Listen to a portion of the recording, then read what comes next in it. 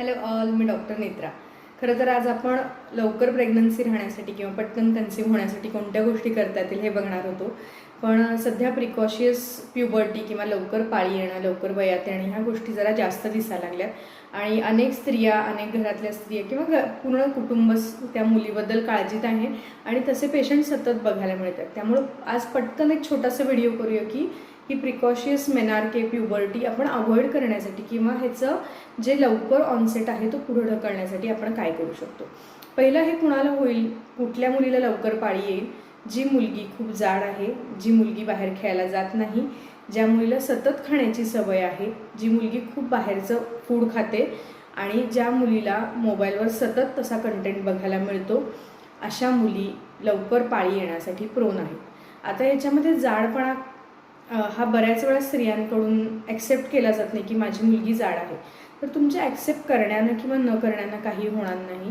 निसर्ग हा नियमानुसार चालतो. जेव्हा एखाद्या मुलीच्या शरीरातलं फॅटचं पर्सेंटेज खूप वाढतं तेव्हा नॅचरली तिच्याकडून त्या बॉडीकडून स्टिम्युलेशन्स त्या हॉर्मोन्सना दिले जातात आणि जे आपले फिमेल हॉर्मोन्स आहेत ते सिक्रीट केले जातात.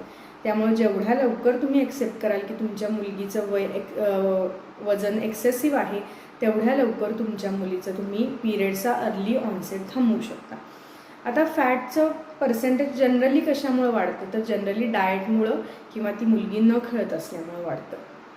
आता याच्यामध्ये आपण सोप्या गोष्टी काय करू शकतो, तर ह्या मुली जनरली अशा मुली असतात, ह्या मुलींना खेळायची आवड नसते, त्या सतत बसून खेळत असतात, बसून स्क्रीन बघत असतात. तर अशा मुलींना पहिली गोष्ट तर जे रिपीटेड इनटेक ऑफ फूड आहे ते थांबवायचं आहे. याच्यामुळं काय होणार आहे, याच्यामुळे इन्शुलिन रेझिस्टन्स जो डेव्हलप होतोच मुलींमध्ये तो होणार नाही. इन्शुलिन आणि इतर सगळे हॉर्मोन हे एकमेकावर डिपेंड असतात आणि त्याच्यातलं एक जरी हॉर्मोन बिघडलं तर इतर सगळे हॉर्मोन्सचं फंक्शन बिघडतं आणि मग लवकर येणं, उशिरा येणं, न येणं, डिले होणं या सगळ्या गोष्टी त्याच्यामध्ये सुरू होतात. तर इन्शुलिन रेझिस्टन्स एवढ्या छोट्या मुलींमध्ये होतो का?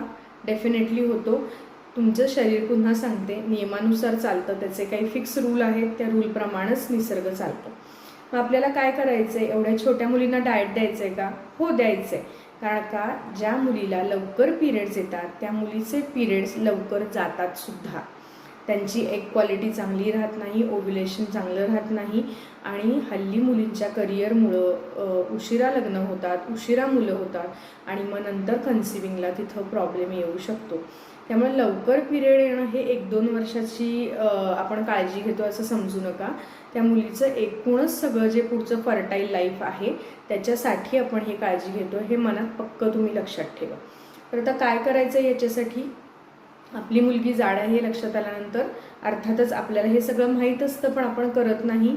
मुलीला बाहेरचे पदार्थ द्यायचे नाही आहेत, पॅकेट फोडून कोणताही पदार्थ द्यायचा नाही आहे, गोड पदार्थ द्यायचे नाही आहेत अजिबात, चॉकलेट, ज्यूस कुठलेही पदार्थ द्यायचे नाही आहेत. घरातल्या ज्या आई आणि वडिलांनी ठरवलं तर ते हे अतिशय आनंदाने आणि सहजपणे करू शकतात.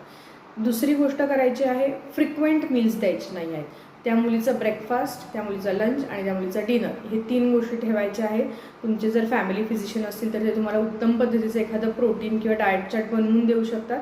त्याप्रमाणे तुम्ही फॉलो केलं तर त्या मुलीमध्ये लवकरात लवकर बदल दिसतील. आता इन्शुलिन रेझिस्टन्सचे कुठले साईन्स अँड सिम्पटम्स आहेत, मागच्या वेळी मी सांगितलेलं की जे फोल्ड्स आहेत म्हणजे मानेचे फोल्ड, काखेतले फोल्ड आणि जांघेतले फोल्ड हे काळे पडतात. बऱ्याच वेळा आपल्याला असं वाटतं की स्वच्छता नाही आहे म्हणून हे काळे पडत आहेत का, मग क्रीम्स वापरल्या जातात, अनेक गोष्टी वापरल्या जातात पण त्यांना त्याच्यावर काही परिणाम होत नाही. त्याच्यासाठी डाएट रेस्ट्रिक्शन्स आणि भरपूर खेळ, किती सोपी गोष्ट आहे, छोट्या मुलीनं 1-1.5-2 तास खेळायचं आहे.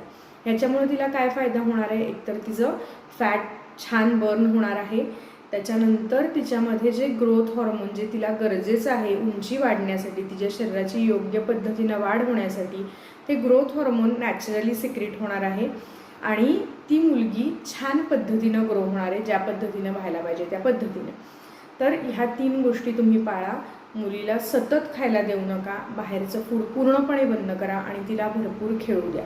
आपल्या मुलीचं वजन मॉनिटर करा, तिच्यामध्ये breast development, under arms, pubic एरियामध्ये हेअर्स येणं आणि थोडासा व्हाईट डिस्चार्ज होणं किंवा चेहऱ्यावर कुठं काही केस येत आहेत का, तिच्यामध्ये काही बदल होतो का, याच्याकडे लक्ष ठेवा. ह्या गोष्टी जर तुम्ही जागरूक पालक असाल तर डेफिनेटली पुढं ढकलता येतात आणि त्या मुलीला योग्य वयात आपण प्युबर्टी आणि तिचा मेनार्के गिफ्ट करू शकतो.